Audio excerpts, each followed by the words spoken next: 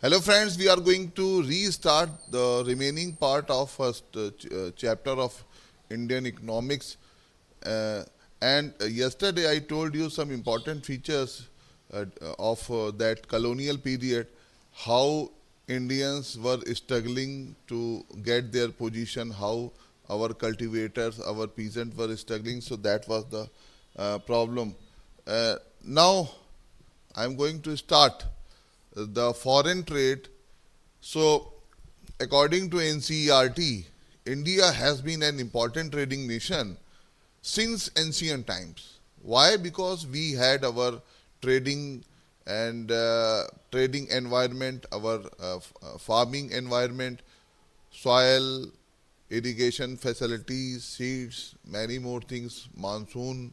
So many more things were available there. So what we faced, but the restrictive policies of commodity production, trade and tariff pursued by the colonial government means British government, that adversely affected the structure. How that government adversely affected the structure? Because when the tariff was imposed on Indians, when the farmers were forced to produce their undesired crops, so that was the condition at that time. So composition and volume of India state. So consequently, India became an exporter, exporters of exporters of primary goods.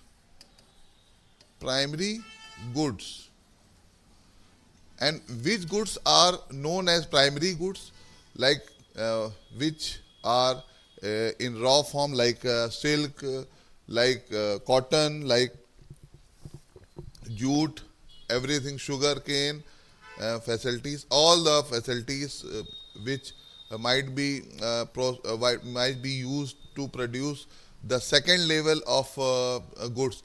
So second level of goods uh, always come after processing. So when we say that India was exporter of primary products, so you have to make a list which products were known as primary product, like raw silk, raw silk, cotton. Silk and cotton both are different things, wool, sugar, these items. Like many more things were there, indigo, jutes. eh, many uh, movement were led by Gandhi ji and many more leaders. So jute. So sometimes indigo was a crop which was forced uh, by Europeans, by Britishers, because it had a great profit, but the result of that particular crop, that it make unfertile or barren that land. So this is the list of uh, primary goods.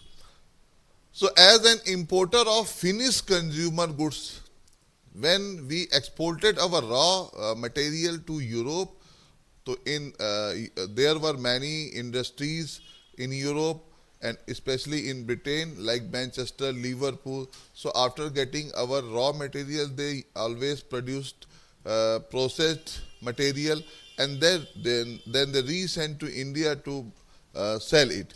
And by those methods, they always earn great money, but we will always suffer.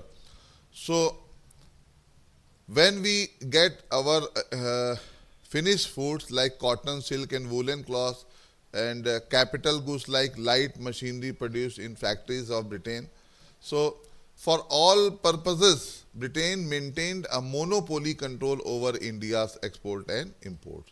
So when we divide our products, imported products into two parts, so like consumer product and capital goods. So those two lists are like consumer goods, consumer goods, and consumer goods like cotton, like uh, salt, jute, these all things. So this always come after uh, processed. When these items were processed in Britain, so Britain was becoming a great nation, a rich nation by utilizing these primary products and converted into secondary level. Now you know this is known as the secondary sector also. So these are the lists, two lists, and that was the consumer goods like cotton, silk, and woolen cloth. Or another list is capital good, capital capital goods. Capital goods are like light machinery, light machinery. So capital goods are those goods which always produce the cash and big cash. And India was needed a great machinery system for both the thing that Indian traders they need it, and some Britishers they also developed some industries in India. So both the things were there. So capital goods is the light machineries produced in factories of Britain. So light machinery is light machinery is you can say the primary tools to process some items. So light machinery was there. When we say heavy machinery, in fact nowadays, in fact today, India is a great importer of heavy machinery, right? So heavy machinery and light machinery. So light machinery always needed at that time because in India at primary level Indian traders, British traders, so they make some primary items. They always fresh. They always try to make fresh it. They always try to like cutting and peeling. This was the thing which always needed the primary machinery and the light machinery. This is the real concept. So Britain always tried to maintain, and later he regularly maintained a monopoly over India's export and import. As a result, more than half of India's foreign trade was restricted to Britain, while the rest was allowed with a few other countries like China, Ceylon, Sri Lanka, and Persia. Persia now is known as Iran. The opening of Suez Canal further intensified British control over India's foreign trade. So that was also the thing that how more than half of the India's foreign trades was restricted to Britain. How? Right? So that was the result when Britain developed a monopoly over India's export and import. So India was both the producer and importer. It became both. You can say the both subject, both items, both services. So India became importer as well as exporter as well as and trader. So the opening of Suez Canal further intensified British control over India's foreign trade. The most foreign trade, when we say the foreign trade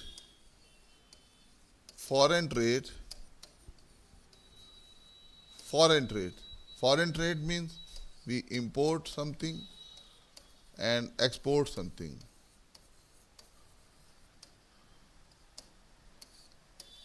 Right? Foreign trade, both the things are involved in that system. So as a result, more than half of the foreign trade was restricted to Britain. And what happened? The opening of Suez Canal intensified. How Suez Canal intensified British control over India's trade? Because Suez Canal was a mediator between the Asian countries and the African countries, and that was also there was also a great route to Europe, right? So that was the point, the opening of Suez Canal. Opening of a Suez Canal. When we say Suez Canal, it means Suez Canal was not naturally opened. Suez Canal, not naturally open, that was opened by uh, the human effort. So you can say that was the artificial effort. So the most important characteristics of India's foreign trade. What was the most important characteristics India's foreign trade? Throughout the colonial period was the generation of a large export surplus. That was the most important characteristic of Indian foreign trade throughout the colonial period, was the generation of large export surplus. Generation of large generation of large export surplus.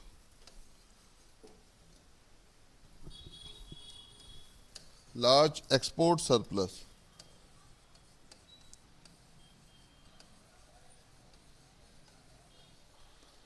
That was the result, right?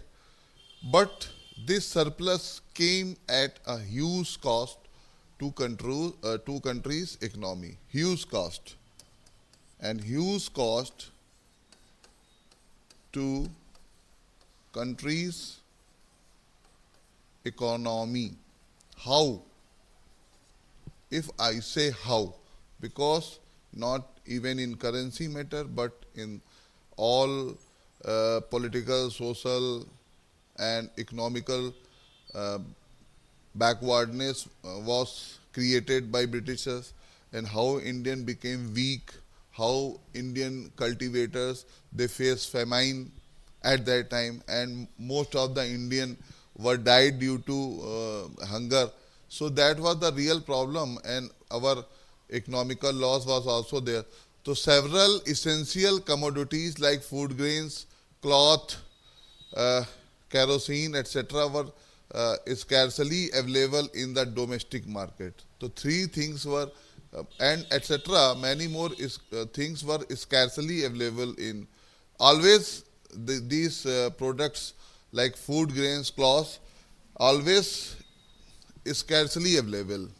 Food grains, because most of the items were exported to Europe and other countries. So food grains, first item, and the cloth, and kerosene. You know kerosene, what was the use of kerosene? Kerosene to for fuel, also for lighting the diya and lamp at that time. Kerosene, right? So kerosene was also needed there, and kerosene when needed there, so we face scarcity of these items. So domestic market always needed these items, and furthermore, this export surplus did not result in any flow of gold or silver in India, right? Because we had we means not even, I'm talking about the real Indian government, because we were ruling by Britishers, so we cannot say that we got gold or silver. If the gold and silver was available in India, most of the Britishers, they were utilizing for their government, for their salaries also. So this was used to make payment for the expenses. This was the thing, as I told you. This was the use to make payments for the expenses incurred by an office set up by colonial government in Britain.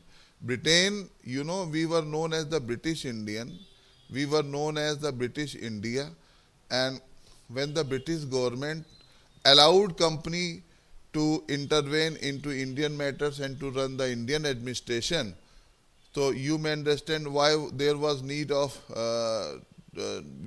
carrying the Britain, the economical burden or expenses by ourselves.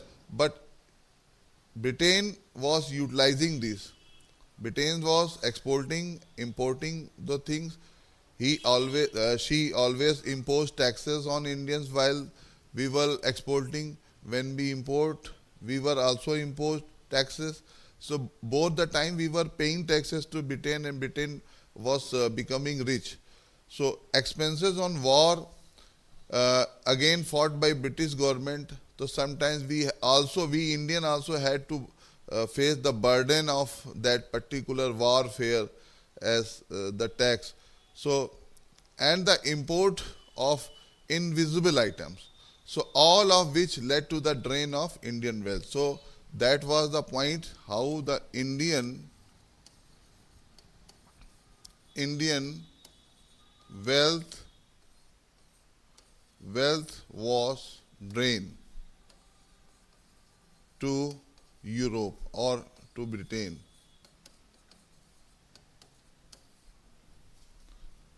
Indian wealth was Britain. So you may use the term payment, expenses, warfare, all these things, right? So both the taxes, import tax, export tax, warfare, expenses, payments, all these things, this was the drain to Britain.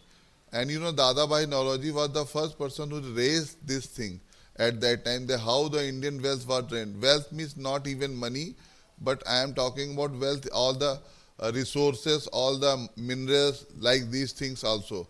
So when we say import and export, so you have also these points, you have to keep these points in your mind.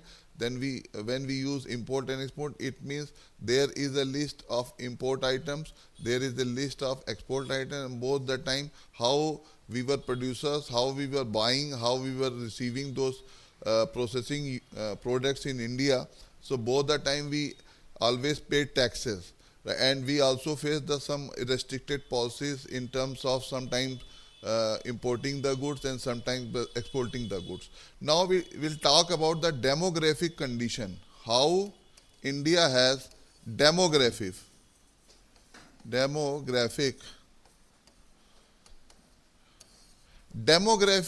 condition. Demographic condition. Various details about the population of British India was first collected through a census in 1881, right? So first census.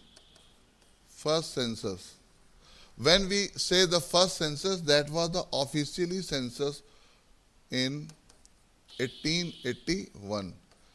That was the time of Governor General Lord Ripon. Lord Ripon was the Governor General that time, right? Lord Ripon was the Governor General that time. Though suffering from certain limitation, it revealed the unevenness in India's population growth. Unevenness, how sometimes is go high, sometimes goes down. So first census in 1881, that was the first official census, right? If a question is there regarding first census, the concept that was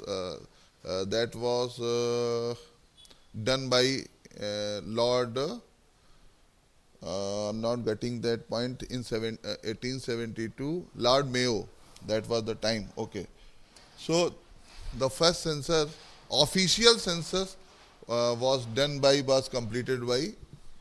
initiated by, you may say that was initiated by Lord Ripon. So subsequently, after every 10 years, such census operations were carried out.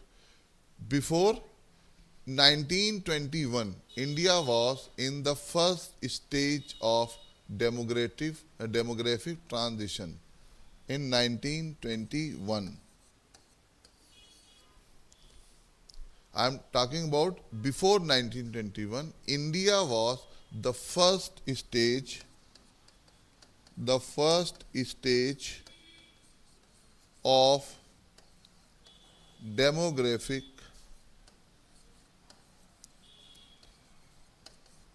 transition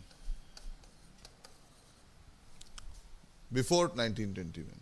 However, neither the total population of India nor the rate of population growth at this stage was very high. Not high. That was the result, not high. That is the result, not high. The various social development indicators were also not quite encouraging. The overall literacy level was less than 16%. Literacy rate was less than 16%.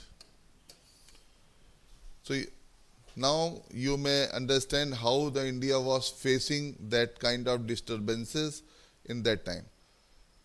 Out of this, the female literacy level was at negligible. So you may say that was the male literacy which I am talking about. Negligible matlab less than 1%.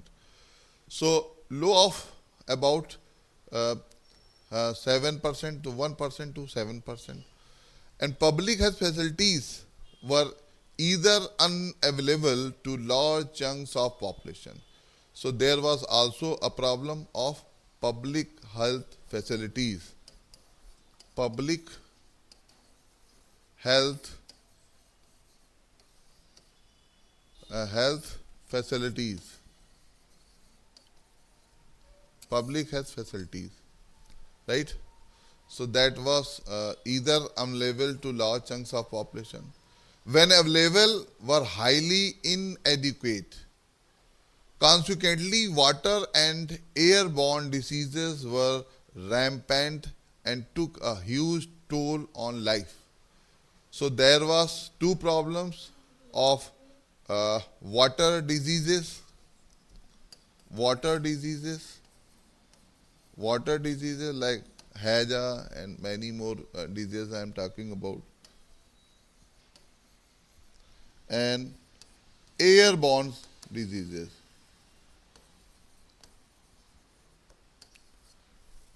Like we face corona in 2019-20 phase, but that time many more things, many more diseases were there. So that was rampant and took a huge toll on life. No wonder the overall mortality rate was so high. So that was the result of that policy which was developed by Britishers. And you know, Britishers, they never care how the Indian were died, so they have not especially responsibility. The mortality rate was high. So these are some concepts, these are some facts you may understand, and by knowing all these facts you can write any essay, any long question, short question, that how this content developed in our nation.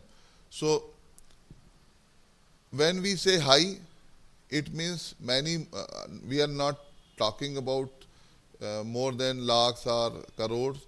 I am talking about when we say according to census, it means per 1,000 people, how many people were died. So mortality rate is always considered like that. So particularly the infant mortality rate was quite alarming, about 218, yani 218 per 1,000, in contrast to the present infant mortality rate of 28 per 1,000. So that time infant mortality rate, infant mortality rate was 218 per 1,000. That is official data. So real data, I can't tell you the real exact data, but that was described that time, and now we are studying in NCERT books, And today's or the present infant mortality rate is 28%. Present present mortality rate is 28 per thousand. So you may get the real difference. Life expectancy was also very low, 32 years in contrast to the present 69 years. That time life expectancy, how people say that that time life expectancy was so high. Expectancy was 32. A present, as that was described, 69.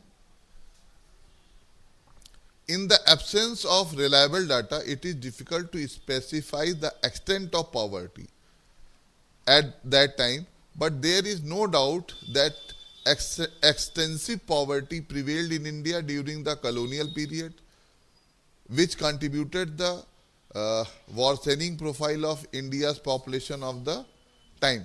Now we'll discuss about occupational structure. We'll discuss about occupational structure.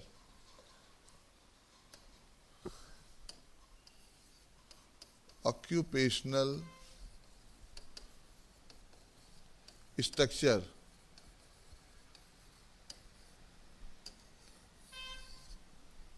Occupational structure. During the colonial period, the occupational structure, for example, distribution of working persons across different industries and sectors, showed little sign of change, right? The agricultural sector accounted, the total agriculture sector, primary, secondary, not I am talking of the total agriculture sector, right? So telegraph system, you may know, the agriculture sector accounted for telegraph did develop. However, the real motive behind the development was not to provide basic amenities to the people, but to subserve various colonial interests. That was the real thing. Road constructed in India. So telegraph, we'll talk about telegraph. Road constructed to transport all the material goods from one place to another place. It was prior to the advent of British rule, were not fit for modern transport. The roads that were built primarily served the purpose of mobilizing the army within India and drawing out raw materials from the countryside to the nearest railway station or the port to send these far away England or other lucrative foreign destinations. That was the real reason behind constructing the road. So there were three reasons why they constructed the road. First was to move the army from one place to another place, and second was to send the materials from one place to another place. And after getting from railway station or port, they sent to those items to England or other foreign destination. So there always remained an acute shortage of all weather roads to reach out the rural areas during the rainy season. Naturally, therefore, people mostly living in those areas suffered grievously during natural calamities and famines. That was the terminology, that was the thing which I also discussed.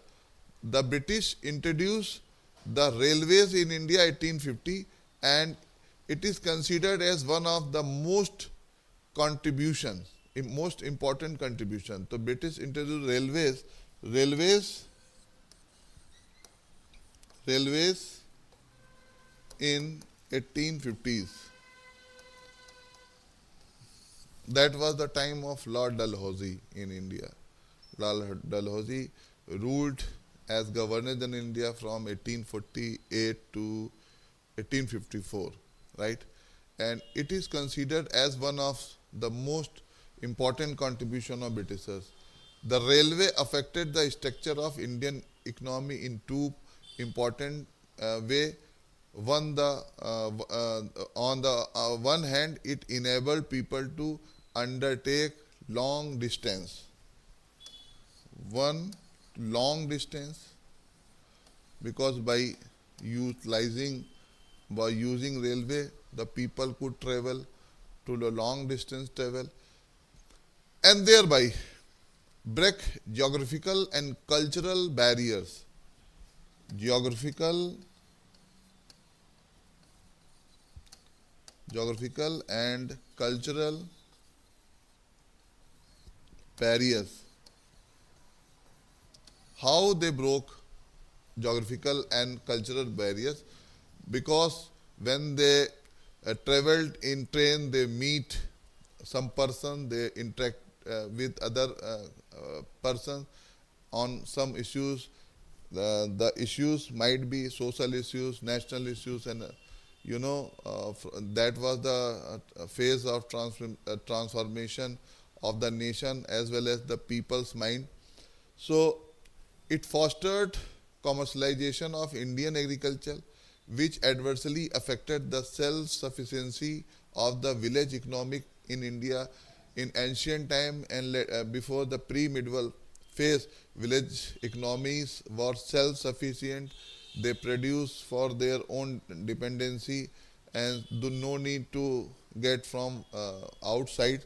But primary reason was how the village lose their self-sufficiency in Indian economics. So that was the most of the important reasons were to develop these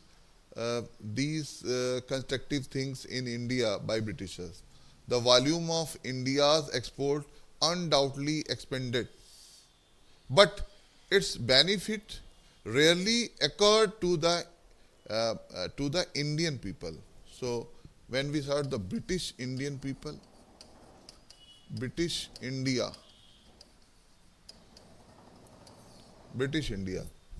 right?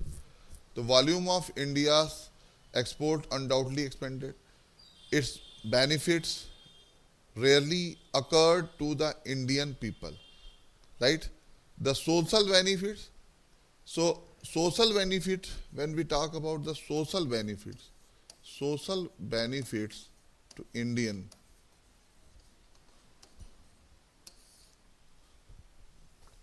So that was the economical benefit, the social benefit, which the Indian people gained owing to the introduction of railway, were thus outweighed by country's huge economic loss. Along with the development of roads and railway, the colonial dispensation also took measure for developing the inland trade. Inland trade, that was the result of introduction of transport, inland trade, that became easy because by getting these roads and railway, one person could would go to other place by carrying goods for buying or purchasing. So took measure for developing the inland trade and sea lanes,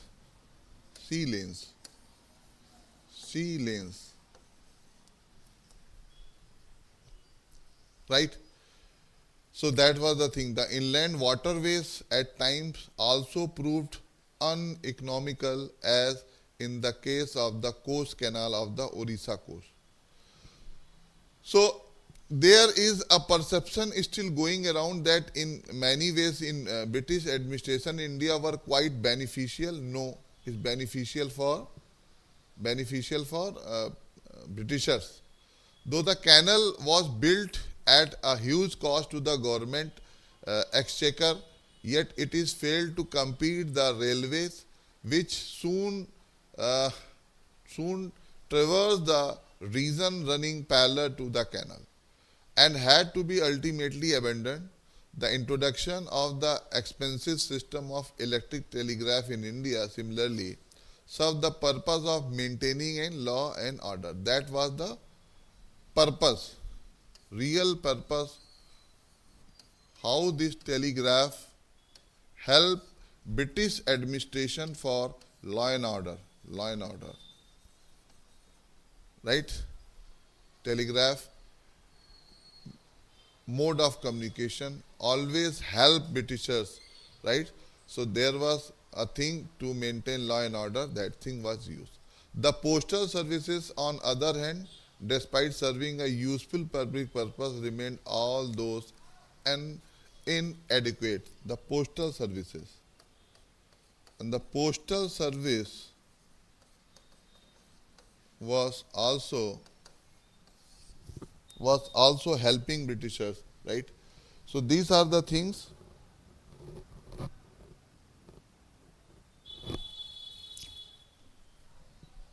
how this system helped Britishers to finalize, to utilize those benefits. Now we come to conclusion. We come to conclusion. By the time India won its independence, the impact of 2 century long British colonial rule was already showing on all aspects of Indian economy. Right? So I am talking about conclusion.